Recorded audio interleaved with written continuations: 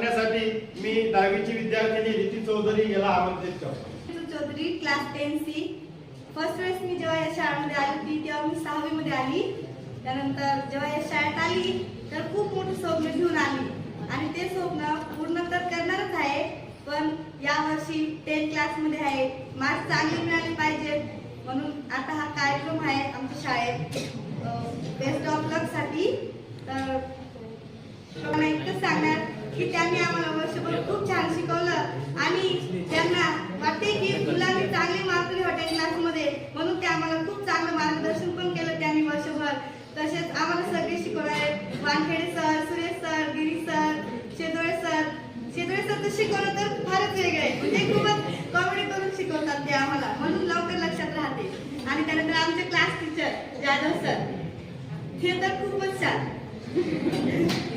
म्हणजे कधी आम्हाला रागवत नाही, फक्त खूप राग आला का सरांना मग सर मला मार्गदर्शन करतात.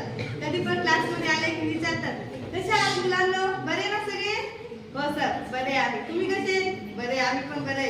तुम्ही बरं झाले तर आम्ही पण चांगले. तसेच आमचे यश मापारे सर खूप मारतात तो सर आम्हाला.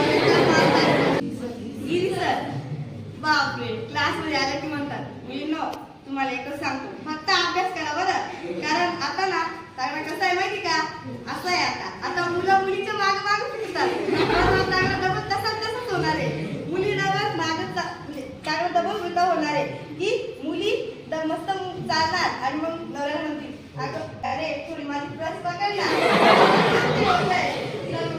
म्हणून मुलींनो अभ्यास करा बरं का, अभ्यास केल्याशिवाय जीवनामध्ये काहीच नाहीये. म्हणून सर आम्हाला प्रत्येक दिवशी क्लासमध्ये आले म्हणायचे मुलींनो अभ्यास करा बरं, चांगले मार्क घ्या, आउट ऑफ मार्क पडले पाहिजे. घेणार सर आउट ऑफ घेणार बरं का. त्यानंतर आमचे स्पेशल म्हणजे खूप जोडून शिकवतात आहेत का, खूप जोडून शिकवतात सर आम्हाला. पण तरी पण आमच्या तर कधी वाटलं नाही इतक्या मोठ्या माणसाचं कधी आम्हाला मार्गदर्शन लाभल म्हणून विचार नव्हता केला जीवनामध्ये की येतील म्हणून आपल्या. तसेच सोळंकी सर बापरे सर तुम्ही इंग्लिशचं एक पॉईंट ग्रामरचं पण सगळं पॉईंट म्हणजे सगळं शिकवलं. असं काहीच नाही ठेवलं इंग्लिश मध्ये की जे तुम्ही कळणार नाही मुलांना. कळालं ना ते वाले शिकवतात तर